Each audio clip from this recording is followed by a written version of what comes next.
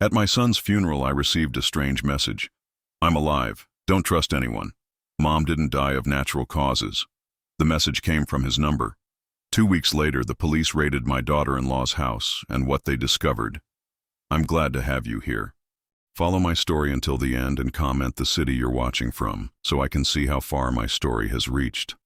The rain had stopped, but the cemetery ground remained muddy beneath my dress shoes. I stood there watching as they lowered my son Marcus into the earth, my throat tight with unshed tears. 57 years old, and I'd never imagined I'd bury my own child. The preacher's words blurred together as I stared at the mahogany casket, trying to make sense of how a healthy 32-year-old man could just die in a car accident. "Dad, are you okay?" Sarah, my daughter-in-law, placed her hand on my arm. Her touch felt cold even through my suit jacket. She looked appropriately grief-stricken in her black dress, mascara slightly smudged, but something about her demeanor bothered me. Maybe it was the way she kept checking her phone, or how she'd handled all the funeral arrangements without asking my input. I'd chalked it up to her way of coping with grief, but now I wondered. "I'm fine," I lied, forcing a weak smile, just trying to process all this. The twins, Emma and Jake, stood close to their mother, both 9 years old and barely understanding why Daddy wasn't coming home. Emma kept asking when we could visit him again, and Jake hadn't spoken since the accident 3 days ago. Looking at them made my chest ache even more. They needed stability now, not an old man drowning in his own sorrow. As the service concluded and people began to disperse, offering their condolences and empty promises to call if you need anything, I felt my phone buzz in my pocket. I almost ignored it. Who would text during a funeral? But something made me pull it out discreetly. The message sender showed Marcus's name. My blood turned to ice. "Dad, I'm alive. Don't trust anyone. Mom didn't die of natural causes." My hand started trembling so violently I nearly dropped the phone. I looked around frantically, expecting to see someone playing a cruel joke, but everyone was focused on leaving or talking in hushed tones. Sarah was accepting sympathy from neighbors, the perfect grieving widow. I read the message again, my heart hammering against my ribs. Mom didn't die of natural causes. Helen, my wife of 35 years, had passed away 2 years ago after what the doctors called a sudden heart condition. She'd been taking medication for months before she died, getting weaker and more confused. Sarah had been so helpful during that time, driving Helen to doctor appointments, managing her medications, staying overnight when Helen had bad episodes. "Albert, you look pale. Are you having chest pains?" Dr. Morrison, our family physician for 20 years, appeared beside me with genuine concern.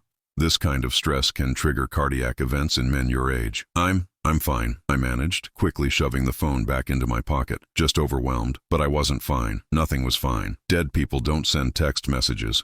Yet there it was, sitting in my phone like a digital ghost, using words that sounded exactly like something Marcus would say. He'd always been protective of his mother, even after she died. He'd questioned some of the medical decisions, wondered why Helen had declined so rapidly when she'd been relatively healthy just months before. "Grandpa Albert, can we go home now?" Emma tugged at my jacket, her small face streaked with tears.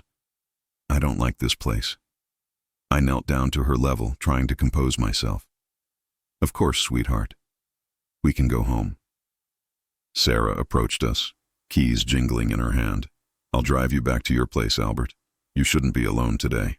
There was something in her tone, an insistence that made me uncomfortable. Since Marcus died, she'd been almost hovering, bringing meals I didn't ask for, offering to handle paperwork, suggesting I might want to downsize to a smaller place now that I was alone. At the time, I'd thought she was being considerate. Now, with that message burning in my pocket, her attention felt suffocating. "That's thoughtful, but I'll be fine driving myself," I said, standing up. "You need to get the kids home and settled." "Nonsense. You're in no condition to drive. Besides, we need to discuss some practical matters about Marcus's affairs." The way she said "practical matters" sent a chill down my spine. I thought about Helen's final weeks, how Sarah had suddenly become the go-between for all medical information. She'd explain Helen's condition to me in simplified terms, like I was too old or stupid to understand. She'd accompanied Helen to every appointment, claiming my presence would stress her out. "What kind of practical matters?" I asked carefully. Sarah glanced around, making sure the twins were out of earshot. They were picking flowers from a nearby grave, innocent and oblivious to adult conversations. Well, the house for one thing. Marcus had been making payments on it, but now she trailed off meaningfully, and there are some insurance policies we need to discuss. Financial responsibilities. Helen had said something similar in her last days, when she was lucid enough to talk. She'd grabbed my hand with surprising strength and whispered, "Don't let her handle the money, Albert. Promise me." I'd thought it was the medication talking, making her paranoid and confused. Sarah had been right there, adjusting Helen's pillows and giving me that sympathetic look that said, "She doesn't know what she's saying anymore." My phone buzzed again. With shaking fingers, I pulled it out, angling it away from Sarah's view. The medication Mom was taking. Check the bottles. Sarah threw them away right after the funeral. Why? This time I couldn't hide my reaction. A strangled noise escaped my throat, and I had to grab the nearby headstone for support. Sarah was beside me instantly, her hand on my back. "Albert, what's wrong? You're scaring me." I looked into her face, studying it carefully for the first time in years. She looked concerned, but there was something else underneath. Something calculating. How had I never noticed that before? I need some air," I said weakly. "Maybe I should go home and rest." "Of course. I'll drive you. The twins can ride with us." As we walked toward the cars, I caught my reflection in a car window. I looked like a broken old man, which is exactly what I'd been for the past 2 years. After Helen died, I'd let Sarah handle everything. She'd been so efficient, so caring. She'd made sure I ate, helped me sort through Helen's belongings, even suggested I might be happier in a retirement community where I'd have more support. But now, with those messages haunting me, I wondered if her helpfulness had been something else entirely. Control, maybe, or worse. The drive to my house felt eternal. Sarah chatted pleasantly about funeral details and how well everything had gone, while the twins dozed in the back seat. I nodded and made appropriate responses, but my mind was reeling. When we pulled into my driveway, I noticed she parked in the same spot Helen used to use, right next to the kitchen window. "I'll make you some tea," Sarah said, following me inside without invitation. "You need to keep your strength up." As she bustled around my kitchen, opening cabinets like she owned the place, I excused myself to the bathroom. Once the door was locked behind me, I pulled out my phone with trembling hands. The messages were still there, impossible and real. I typed back hesitantly, "Who is this?" The response came immediately. "You know who this is. Check Mom's medicine cabinet. Look for the bottles Sarah said were expired." 3 days after the funeral, I couldn't sleep. Every time I closed my eyes, I saw Helen's face during those final weeks. Confused, frightened, trying to tell me something I was too blind to understand. The messages had stopped coming, but they'd planted seeds of doubt that were growing into something darker. I sat at my kitchen table at 4 in the morning, surrounded by boxes I'd finally worked up the courage to retrieve from the garage. Sarah had packed Helen's belongings so efficiently after she died, insisting it would help me move forward. I'd let her, grateful for her initiative when I was too broken to function. Now I wondered what she'd wanted hidden. The first box contained Helen's clothes, still smelling faintly of her perfume. Underneath her favorite sweater, I found something that made my heart skip. A small notebook I'd never seen before. Helen's careful handwriting covered the pages, dates spanning her last 6 months alive. March 15th. Feeling dizzy again after taking the new pills. Asked Sarah about them, but she says Dr. Morrison prescribed them. Can't remember him mentioning a change. March 22nd. Albert seems worried about me. I want to tell him something feels wrong, but Sarah says I'm just anxious about aging. Maybe she's right. April 3rd. Tried to call Dr. Morrison's office myself, but Sarah says I already have an appointment next week. I don't remember making one. My hands shook as I read. Helen had been documenting her symptoms, her confusion, her growing sense that something wasn't right. How had I missed this? How had I not seen what was happening right in front of me? The entries became more erratic as the weeks passed, Helen's usually neat handwriting becoming shaky and uncertain. But the last entry, dated just 3 days before she died, was written in clear, desperate letters. "Albert will never read this, but I need to write it down. I think Sarah is giving me the wrong medicine. The pills don't look like what Dr. Morrison showed me. When I asked her about it, she said I was getting confused, that they'd changed the color, but they were the same medication. But I found the old bottle in the trash. They're completely different." I tried to tell Albert, but Sarah was right there, and she gave me that look that says I'm losing my mind. Maybe I am. But what if I'm not? I had to put the notebook down and walk to the sink, my stomach churning with nausea. Helen had known something was wrong, and I dismissed her concerns as the ramblings of a sick woman. Sarah had been there for every conversation, translating Helen's confusion into medical explanations I could understand. My phone rang, making me jump. Sarah's name appeared on the screen. It was barely dawn. Why was she calling so early? Albert, I hope I didn't wake you, but I couldn't sleep. I keep thinking about Marcus and how he'd want us to take care of each other. Her voice sounded tired but caring. I was wondering if you'd like me to come by later and help you sort through some of his things. That's very thoughtful, Sarah, but I think I need some time alone with his belongings. There was a pause. Of course, I understand. But there are some documents he kept at the house that might be important. Insurance papers, that sort of thing. I could bring them by this afternoon. Documents. Insurance papers. Helen had left a substantial life insurance policy that I'd never thought to question. Sarah had handled all the paperwork, explained the process, made sure I received the payout without any hassle. Now I wondered what else she'd handled for me. Actually, Sarah, I was wondering about Helen's medication from before she passed. Do you remember what happened to those pill bottles? Another pause, longer this time. Oh, Albert, you know I threw those away right after the funeral. They were expired, and I thought it would be painful for you to have them around. Why do you ask?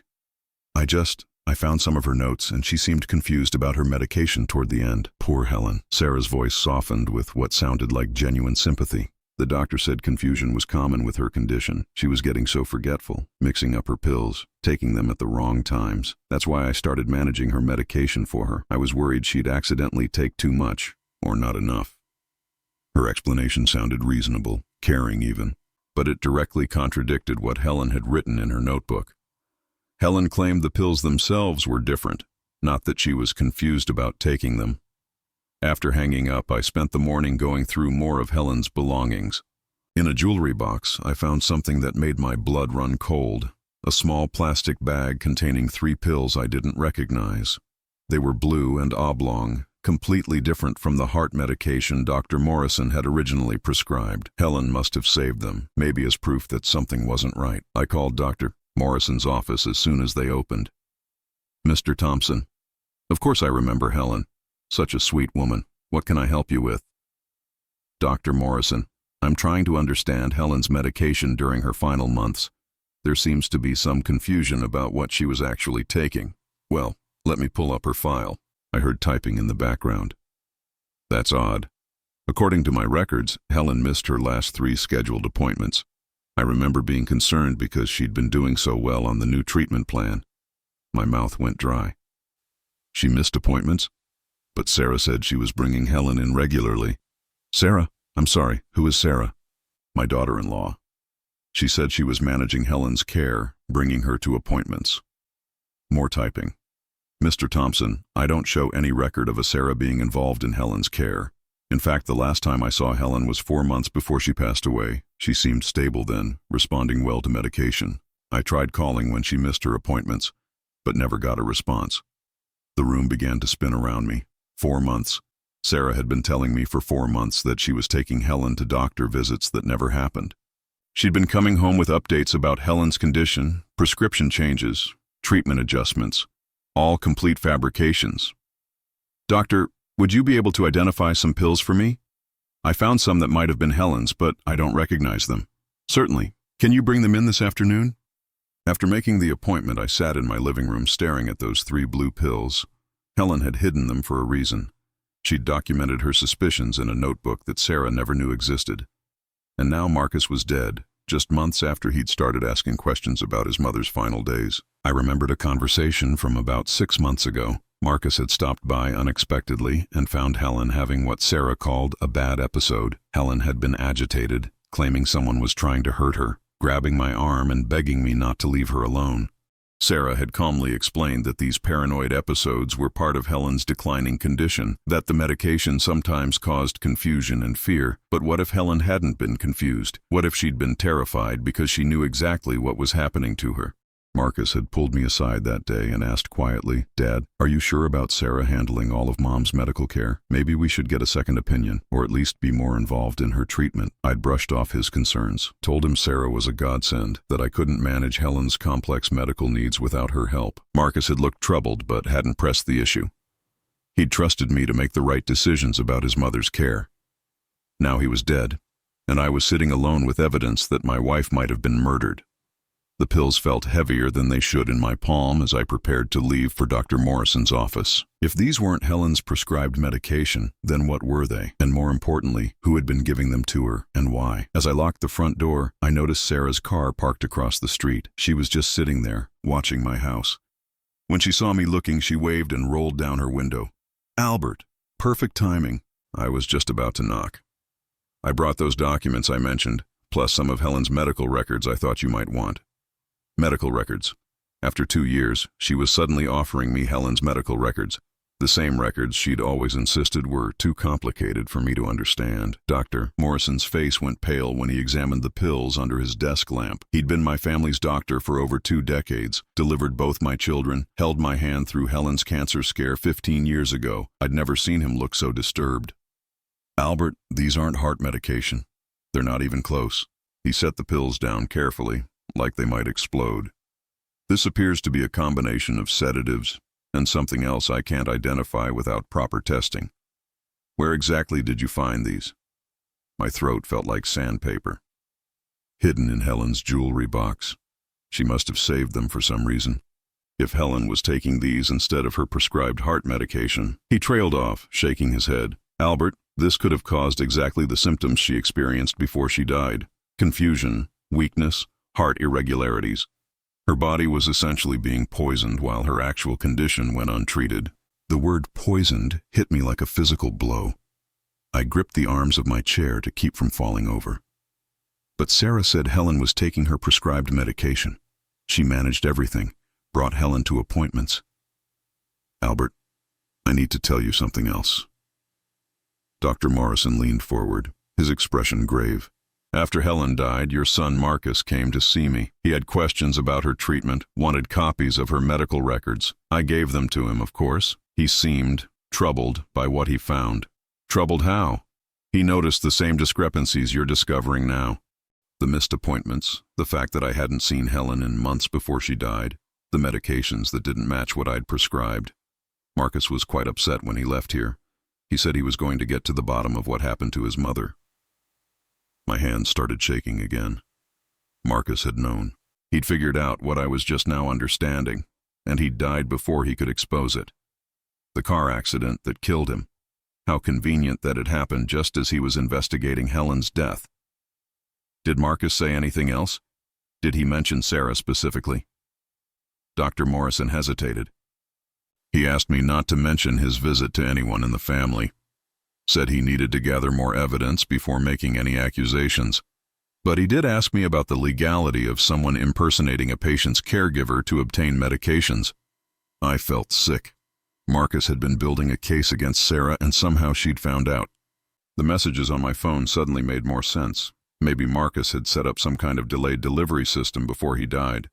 Insurance in case something happened to him. "Doctor, I need you to document everything we've discussed today. And I need to know, is there any way to test these pills to find out exactly what they are?" "Absolutely. I'll send them to the lab immediately. Albert, if what we're suspecting is true, you need to contact the police." The drive home felt surreal. I kept thinking about Marcus's last few weeks, how he'd seemed distracted and worried. He'd started coming by the house more often, asking casual questions about Helen's final days, about Sarah's involvement in her care. I'd thought he was finally processing his grief, working through his guilt about not being more involved when his mother was dying. Instead, he'd been investigating a murder. When I pulled into my driveway, Sarah's car was still there. She was sitting on my front porch with the twins, apparently waiting for me to return. Emma ran to me as I got out of the car, wrapping her small arms around my waist. "Grandpa Albert, Mommy brought cookies and she says we can have a picnic in your backyard." I forced a smile, ruffling her hair while studying Sarah's face. She looked perfectly normal. Concerned, caring, maybe a little tired from dealing with funeral arrangements and grieving children. If I hadn't just learned what I'd learned, I would have been grateful for her thoughtfulness. "That sounds wonderful, sweetheart. Why don't you and Jake go pick some flowers for the picnic table?" As the twins scampered off toward Helen's old rose garden, Sarah approached me with a sympathetic expression. "You look upset, Albert. Is everything okay?" You were gone longer than expected, just running some errands, taking care of some loose ends. I kept my voice carefully neutral. You mentioned you had some documents for me. Yes, of course. She reached into her purse and pulled out a manila envelope. These are some of Marcus's insurance papers, and I found some of Helen's old medical records that might be important for closure. Medical records, the same records that Dr. Morrison said would show months of missed appointments and medications that were never prescribed. Was she actually going to hand me evidence of her own crimes? That's very thoughtful, Sarah. I've been wondering about Helen's final treatment. It all happened so fast, and I was so overwhelmed. Oh, Albert. She reached out and touched my arm gently. You did everything you could. Helen's condition was so complicated, and you were dealing with your own health issues at the time. That's why it was so important that I stepped in to help coordinate her care. Her touch made my skin crawl, but I forced myself not to pull away. I'm just grateful you were there. I don't know what we would have done without you. She smiled, and for a moment it looked genuine. Helen was like a mother to me. I couldn't bear to see her suffer or to watch you struggle with something so difficult. Managing her medications, making sure she got to her appointments, interpreting what the doctors were saying, it was the least I could do. Every word was a lie delivered with perfect sincerity. This woman had systematically poisoned my wife while convincing me she was providing loving care. She'd isolated Helen from her actual medical team, fed her dangerous substances, and watched her deteriorate day by day. And when Marcus got too close to the truth, she'd found a way to silence him too. Sarah, can I ask you something? The night Helen died, you were there with her, weren't you? Of course. I'd been staying overnight whenever she had bad episodes, remember? You were so exhausted, and I was worried about leaving her alone. She paused, her expression growing sad. She seemed peaceful at the end. I think she knew it was time. Peaceful. Helen's final hours, according to Sarah, had been peaceful, but what if they hadn't been? What if Helen had realized what was happening to her, tried to fight back, tried to call for help? What if her last moments had been filled with terror and betrayal? The twins are having such a good time, Sarah continued, watching Emma and Jake chase butterflies among the roses. It's important for them to feel connected to family right now. They're going to need stability, routine. Marcus would have wanted that. There was something in her tone when she mentioned Marcus, a subtle emphasis that sounded almost like a warning. Was she reminding me that the twins needed their mother, that losing Sarah would be devastating for them? They're lucky to have you, I said carefully. You've been such a strong support through all of this. We're family, Albert. That's what family does. She smiled again, but this time I caught something cold in her eyes. Though I have to say I'm a little worried about you. You seem different since the funeral. More agitated. Are you sleeping okay? Maybe you should see Dr. Morrison about something to help with the stress. The suggestion made my blood run cold. Was she already planning her next move? First Helen, then Marcus, and now me. How long had she been thinking about this, planning each step? I'm managing, I said. Grief affects everyone differently. Of course. But isolation isn't healthy. Especially at our age. Maybe you should consider that retirement community we talked about. Someplace where there are people around, activities, medical support if you need it. Medical support. Under Sarah's supervision, no doubt. A place where an elderly man's declining health wouldn't raise suspicions, where medications could be easily manipulated, where a grieving widower might slowly fade away from natural causes. That evening, after Sarah and the twins left, I sat in my kitchen reading through the documents she'd given me. The medical records were expertly forged. They showed regular appointments that never happened, medication adjustments that were never made, progress notes in handwriting that looked similar to Dr. Morrison's but wasn't quite right. She'd created an entire false medical history for Helen, complete documentation of a treatment plan that existed only on paper. If anyone had questioned Helen's death, these records would have supported the story of a woman with a serious heart condition who died despite receiving excellent care. But Marcus had gotten the real records from Dr. Morrison. He'd compared them to these fabricated ones and seen the discrepancies immediately.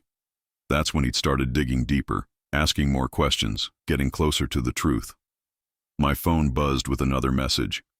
Check the garage, behind the paint cans on the left side. I hid something there before I died. This time, I didn't hesitate.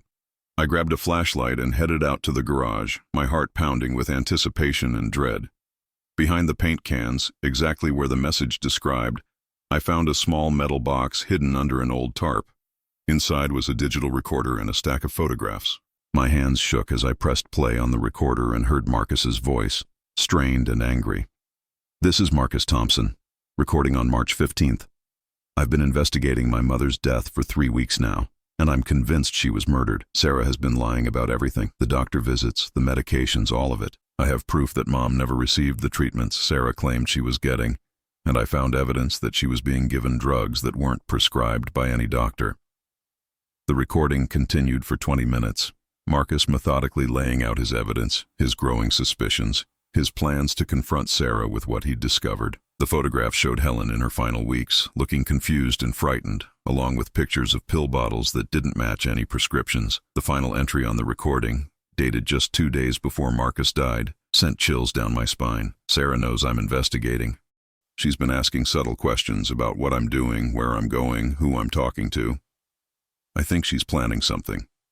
If anything happens to me, if I have another accident like Mom's supposed heart failure, I want there to be a record of what I discovered. Dad deserves to know the truth, even if it destroys our family." The recording continued playing in the dark garage, Marcus's voice growing more urgent with each entry. As I listened, a horrifying picture emerged of systematic manipulation that had been going on far longer than I'd realized. February 8th. I've been thinking about when Sarah really entered our lives. She didn't just marry me for love, she targeted our family. I found out she researched us for months before we met. She knew about Mom's previous heart condition, Dad's retirement savings, the life insurance policies. This wasn't random. My legs gave out, and I had to sit down on an old paint bucket. Sarah hadn't fallen in love with Marcus at that community college where they'd met. She'd hunted him, studied our family like a predator choosing prey. February 12th. I confronted Sarah about missing one of Mom's doctor appointments she claimed to attend. She had an answer ready, said the appointment was rescheduled, but she forgot to mention it. But her story didn't match what Dr. Morrison's office told me. She's been lying for so long, she has backup lies prepared for everything. The photos Marcus had hidden showed Sarah in our house during Helen's final weeks. In one image, she was standing over Helen's bedside table, holding a pill bottle I didn't recognize. Helen was asleep in the background, looking pale and fragile. In another photo, Sarah was going through Helen's purse when she thought no one was watching. February 20th. I found out Sarah has access to Mom's bank accounts. She convinced Dad to add her as a backup signer in case of emergencies. She's been making small withdrawals, nothing large enough to raise suspicions, but it adds up. She's been stealing from them while slowly killing Mom. Bank accounts. I'd completely forgotten about that.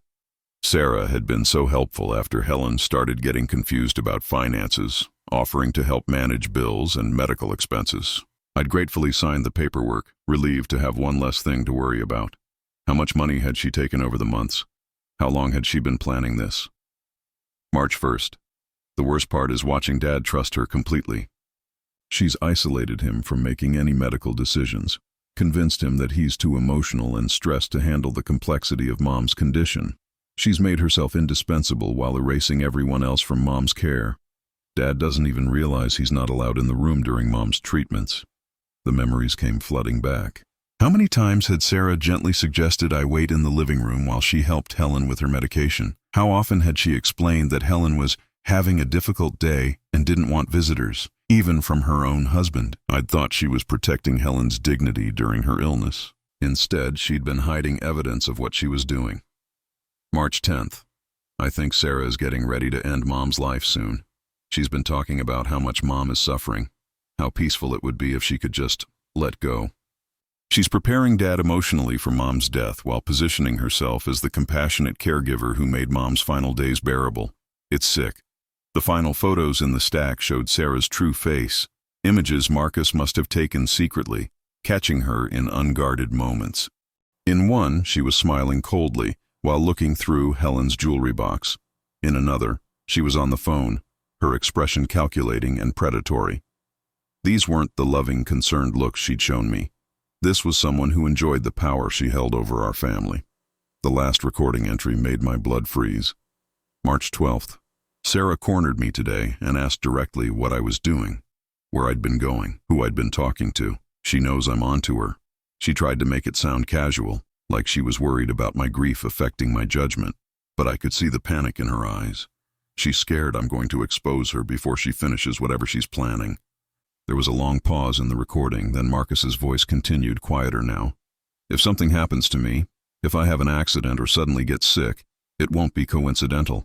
Sarah is smart and patient, but she's also ruthless. She's been planning Mom's death for months, maybe years. She won't hesitate to eliminate anyone who threatens her plan. Dad, if you're listening to this, please don't trust her. Don't let her convince you that you need her help. And whatever you do, don't let her handle any of your medical care or finances. The recording ended there. 2 days later, Marcus was dead. I sat in the darkness of the garage, holding the evidence my son had gathered before Sarah murdered him.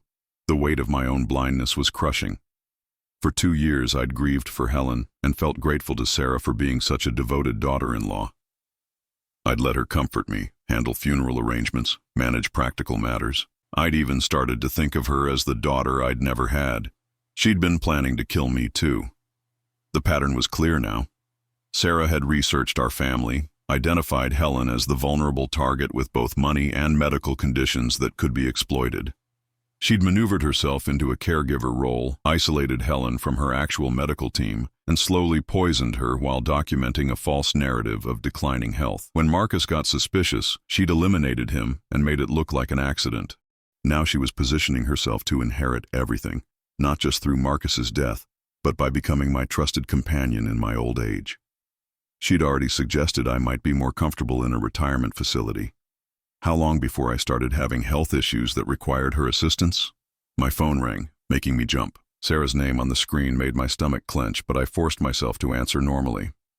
Albert, I hope I'm not calling too late, but I'm worried about you.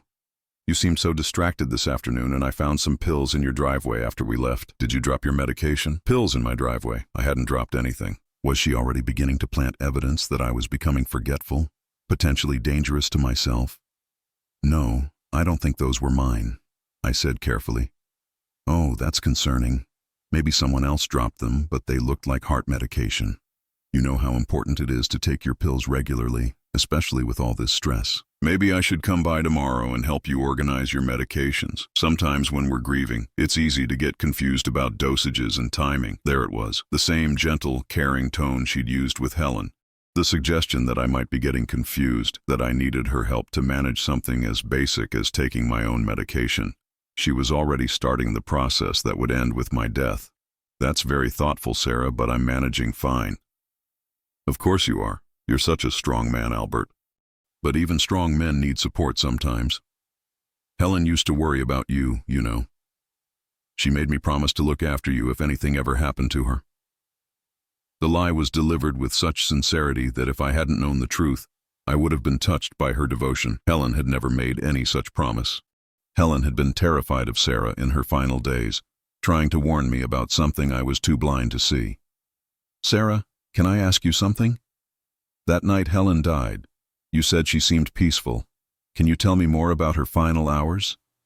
There was a slight pause. Oh, Albert, are you sure you want to hear the details? It might be painful. I need to know. I've been having dreams about her, wondering if she suffered. Well, if you're certain. Sarah's voice took on a gentle, practiced tone. Helen had been having a difficult day. She was confused, agitated, saying things that didn't make sense.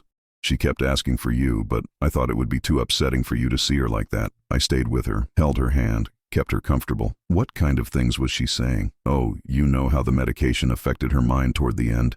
She was convinced someone was trying to hurt her, that her pills were the wrong color, that she couldn't trust anyone. The paranoia was heartbreaking, but I kept reassuring her, telling her she was safe, that everyone loved her. Helen hadn't been paranoid. She'd been trying to save her own life, and Sarah had been there to make sure she couldn't. The image of my wife, frightened and helpless, begging for help that never came, made me want to scream. Did she ask for me specifically? Constantly. But Albert, she wasn't really herself anymore. She might have been frightened if you'd seen her in that condition.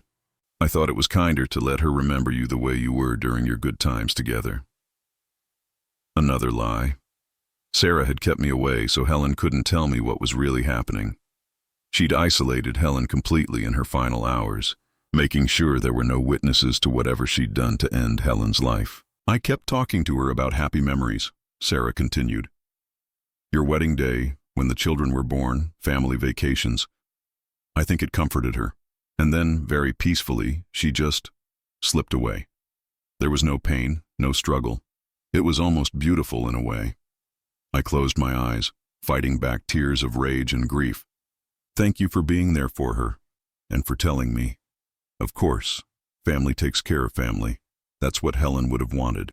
After hanging up, I sat alone with Marcus's evidence and the full weight of what Sarah had done. She'd killed my wife slowly, methodically, while I thanked her for her kindness. She'd murdered my son when he threatened to expose her. And now she was positioning herself to kill me too, probably within the next few months. The twins would inherit everything, with Sarah as their guardian and trustee.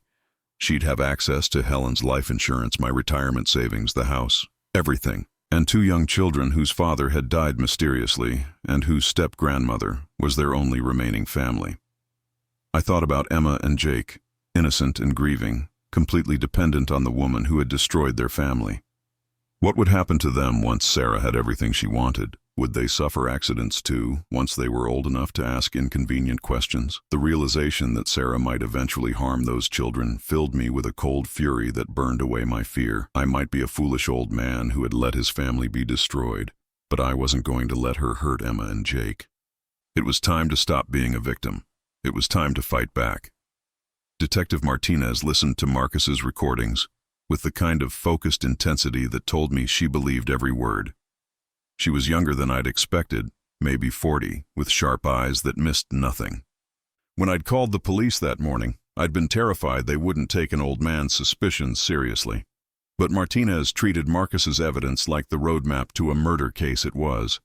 Mr. Thompson, this is substantial evidence, but we need more to make arrests, she said, carefully placing the recorder back in its box. Sarah has been planning this for years. She's going to have explanations for everything, documentation to support her story. We need to catch her in the act. What do you mean? I mean, we need you to play along. Let her think her plan is working. If she believes you're starting to decline mentally or physically, she might accelerate her timeline and make mistakes. The idea of pretending to trust Sarah while she tried to kill me was terrifying, but I knew Martinez was right. Sarah was too careful, too prepared for accusations. She'd have medical records, witness statements, a complete narrative that painted her as the devoted caregiver and me as a confused old man making wild allegations. What exactly are you asking me to do? Let her help you with your medication, but we'll replace your actual pills with harmless substitutes that look identical. Everything she gives you will be documented and tested. If she's adding anything to your medication or substituting different drugs, we'll have concrete proof. Martinez explained the plan in detail. I would wear a wire during conversations with Sarah.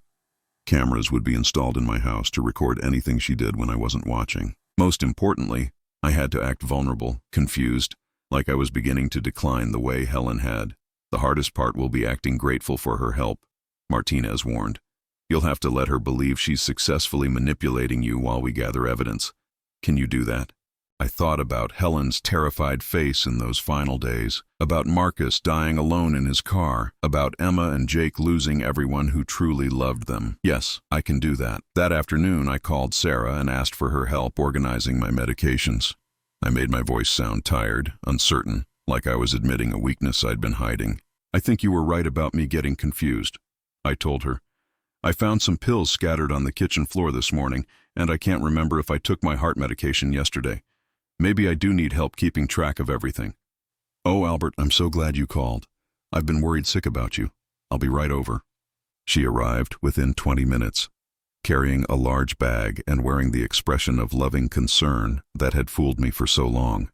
But now, knowing what she really was, I could see the calculation behind her sympathy. Don't be embarrassed about this, she said, unpacking pill organizers and notebooks from her bag. Memory issues are completely normal at your age, especially with all the stress you've been under. The important thing is recognizing when you need support. I watched her work, separating my medications into daily compartments, making notes about dosages and timing. She was thorough, professional, exactly what you'd want in a caregiver. The wire taped to my chest felt heavy as a stone. I brought some additional supplements that might help with your energy and mental clarity, she said, pulling out bottles I didn't recognize.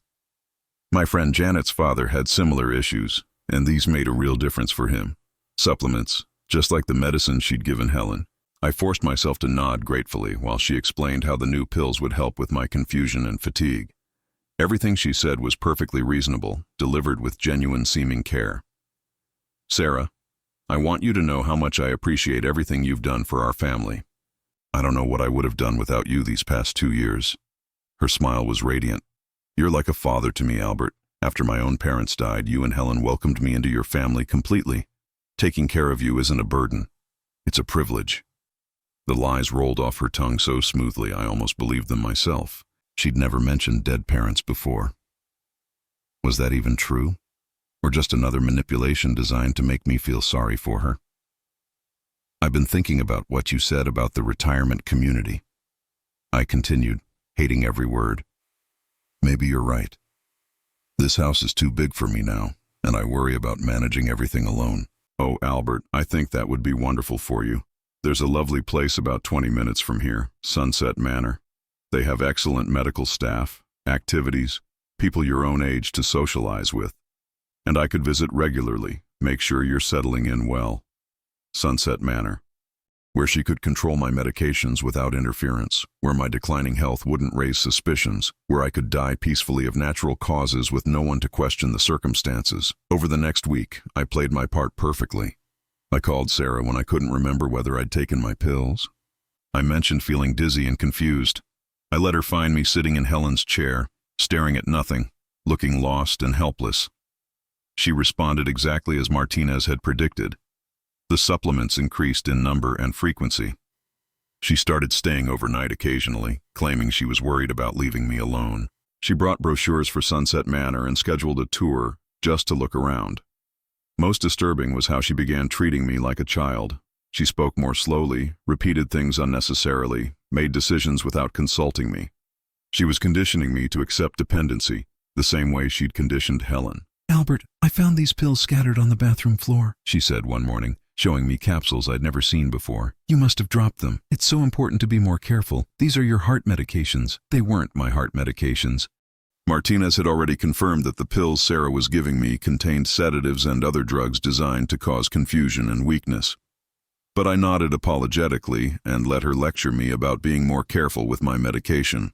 The cameras Martinez had installed captured everything. Sarah going through my personal papers when she thought I was napping. Sarah making phone calls about my declining condition to people I'd never heard of. Sarah researching my financial accounts on her laptop while sitting at my kitchen table. Most chilling was a conversation she had on the phone while I was supposedly asleep upstairs. The camera in the living room recorded her side of the conversation clearly. He's deteriorating faster than expected, she said, her voice completely different from the gentle tone she used with me. The confusion is getting worse and he's having trouble managing basic tasks. I think we can accelerate the timeline. There was a pause while the person on the other end responded. No, he doesn't suspect anything. He's grateful for the help. He actually asked me about Sunset Manor yesterday. I think he's ready to make the move. Another pause. The will is already updated. Everything goes to the grandchildren with me as trustee until they're adults. Once he's in the facility, it should only take a few months. Natural causes, gradual decline, very sad, but not unexpected at his age. A few months. She was planning to kill me within a few months of moving me to Sunset Manor. The casual way she discussed my murder, like it was a minor inconvenience to be managed, made my blood run cold. The final piece of evidence came when Sarah thought I was having a particularly bad episode. She'd given me double the usual dose of her supplements, and I was pretending to be barely conscious, slumped in my chair with my eyes half closed. She pulled out her phone and called someone. It's me. I think he's having some kind of reaction to the medication. He's barely responsive. Her voice was excited, not worried. Should I call an ambulance or wait and see what happens? She was hoping I would die right there, that the drug she'd given me would cause a heart attack or stroke that would end everything without the need for Sunset Manor. When I didn't obligingly die, she seemed almost disappointed. No, he's stabilizing. False alarm, but it shows how fragile he's becoming. We definitely need to move forward with the facility placement. That night, after Sarah left, I met with Detective Martinez to review the evidence we'd gathered. The recordings, the drug tests, the surveillance footage.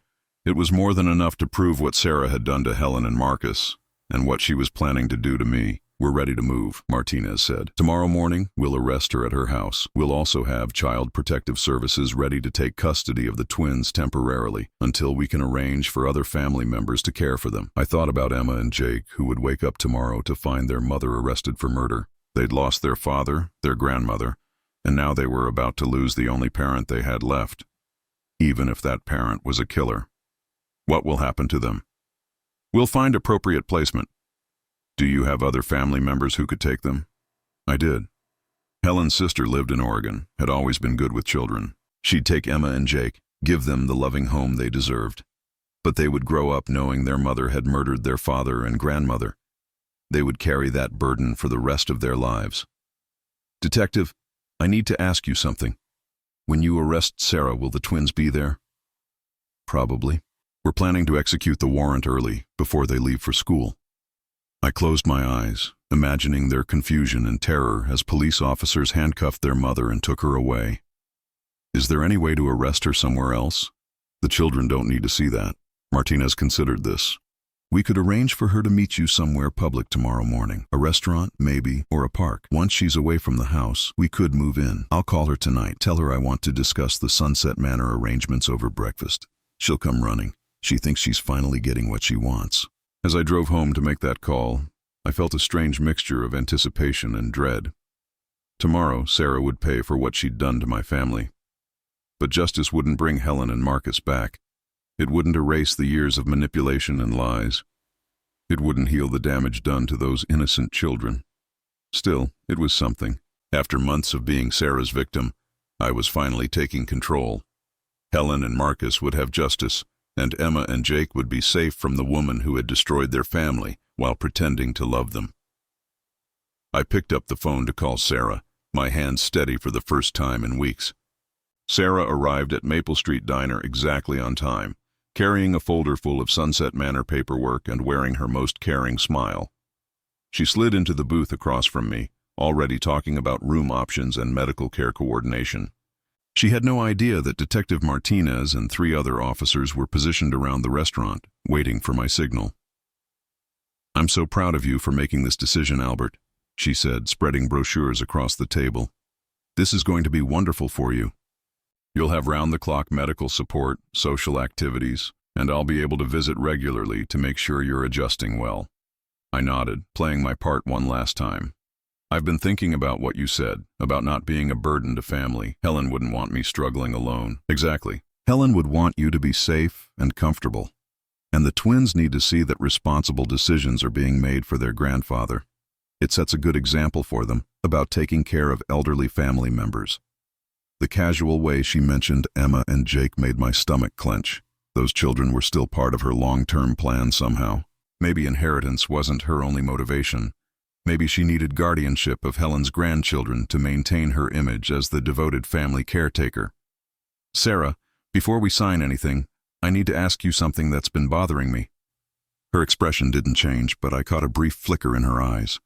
"Of course, what is it?" "The night Helen died, you said she seemed peaceful, but I keep thinking about something she told me a few days before that. She said she was scared, that something was wrong with her medication. Did she ever mention that to you?" Sarah's smile never wavered. "Oh, Albert, Helen said so many confused things toward the end." The medication affected her mind, made her paranoid and frightened. She was convinced people were trying to hurt her, that her pills were poison, all sorts of heartbreaking delusions. I tried to reassure her, but when someone's mind is going, logic doesn't help much. But what if she wasn't confused? What if something really was wrong? For just a moment, Sarah's mask slipped. Her eyes went cold, calculating, before the concerned expression returned. "Albert, I know this is hard to accept, but Helen's mind was failing. The paranoia, the accusations, the fear, those were symptoms of her condition. I have all the medical records if you want to review them again. I'd like that. Maybe it would help me understand what happened. Of course, though I should warn you, some of the details might be upsetting. Helen said some very harsh things about me toward the end, accused me of terrible things. I know she didn't mean them, but they were painful to hear." Helen's accusations hadn't been delusions. They'd been desperate attempts to save her own life. But Sarah was still trying to discredit my wife's final words, to make sure I dismissed anything Helen might have told me. "What kind of things did she say?" Sarah hesitated, as if reluctant to repeat hurtful words. She claimed I was giving her the wrong medications, that I was trying to poison her. She even said I was stealing money from your accounts. It was heartbreaking because I loved her so much and the disease made her see me as an enemy. Every word was a confession delivered as a denial. Sarah was telling me exactly what she'd done while portraying herself as the innocent victim of Helen's deteriorating mind. That must have been very difficult for you. It was. But I understood it wasn't really Helen talking. It was the illness. That's why I never mentioned these episodes to you or Marcus. You were already suffering enough without hearing your wife's confused accusations against someone who was trying to help her. Marcus, she'd just admitted that she'd hidden Helen's pleas for help from her own son. She'd isolated Helen so completely that even her children didn't know she was begging for rescue. I reached into my jacket and touched the small device Detective Martinez had given me, the signal that would bring the officers rushing in. But I needed one more piece of the puzzle. Sarah, I have to ask about Marcus too. His death was so sudden, so unexpected. Did he ever mention being worried about anything? Problems at work, financial stress, anything that might explain why he was driving so recklessly that night? Her expression grew genuinely sad. Marcus was struggling, Albert. He'd been asking a lot of questions about Helen's death, second-guessing the medical care she received. He was consumed with guilt about not being more involved in her treatment. I think he blamed himself for letting me handle everything. What kind of questions? He wanted to see Helen's medical records, wanted to talk to her doctors, kept asking about the medications she was taking. He couldn't accept that sometimes people just die, even with good medical care. The guilt was eating him alive. She paused, dabbing at her eyes with a napkin. The night before the accident, he called me very upset. He said he'd been investigating Helen's death, that he thought something wasn't right about her treatment. He was talking about going to the police with his suspicions. I tried to calm him down, told him grief was affecting his judgment, but he wouldn't listen. A chill went down my spine.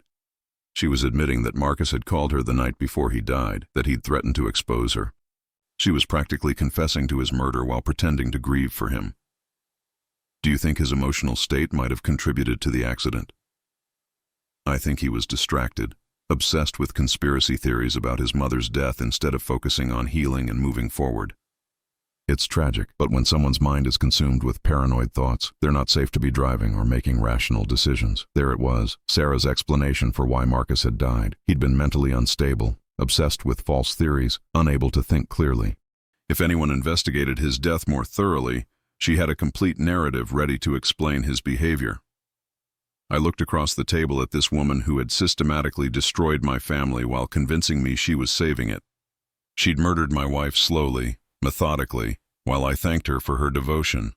She'd killed my son when he threatened to expose her, and now she was planning to murder me while positioning herself to control my grandchildren's inheritance. The most chilling part was how convinced she seemed of her own righteousness. In her mind, she wasn't a killer. She was a problem solver. Helen had been suffering, so she'd ended that suffering. Marcus had been a threat, so she'd eliminated him. I was a burden, so she was arranging for me to die peacefully in a facility where my decline would seem natural. Sarah, there's something I need to tell you, I said, my voice steady despite the fury burning in my chest. What is it, Albert? I know what you did to Helen. I know what you did to Marcus. And I know what you're planning to do to me. Her expression didn't change for several seconds. Then, slowly, the concerned smile faded, replaced by something cold and reptilian. Albert, you're having another episode. The stress and medication are affecting your judgment again. You're saying things that don't make sense. I found Marcus's recording equipment. I have evidence of everything you've done. Her eyes darted around the restaurant, probably looking for escape routes or witnesses, but her voice remained calm, patronizing. Sweetheart, there is no recording equipment. Marcus didn't leave any evidence because there was nothing to record. You're having paranoid delusions, just like Helen did toward the end. She was still trying to gaslight me, to convince me that reality was a product of my failing mind. But I was done being manipulated. I pressed the signal device. Within seconds, Detective Martinez and 3 officers converged on our booth. Sarah's face went white as Martinez showed her badge and spoke the words that ended her reign of terror.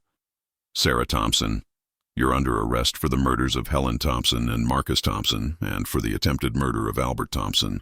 As they read her rights, Sarah's composure finally cracked. She looked directly at me, her mask falling away completely to reveal the cold predator underneath. You foolish old man, she hissed. Do you have any idea what you've just done to those children? Emma and Jake will grow up knowing their mother is in prison because of you. You've destroyed their lives. Even in handcuffs, she was trying to manipulate me, to make me feel guilty for stopping her. But I thought about Helen's terrified face in those final days, about Marcus dying alone because he'd discovered the truth, about Emma and Jake growing up under the influence of their father's killer. I've saved their lives, I said quietly, just like I should have saved Helen's and Marcus's. As they led Sarah away, she called back to me one last time.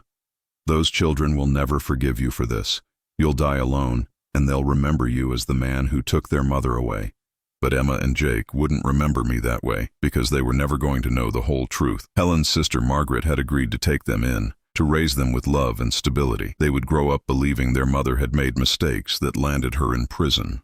But they would never know she was a killer. That burden would die with me. Now I'm curious about you who listened to my story. What would you do if you were in my place? Have you ever been through something similar? Comment below. And meanwhile, I'm leaving on the final screen 2 other stories that are channel favorites, and they will definitely surprise you. Thank you for watching until here.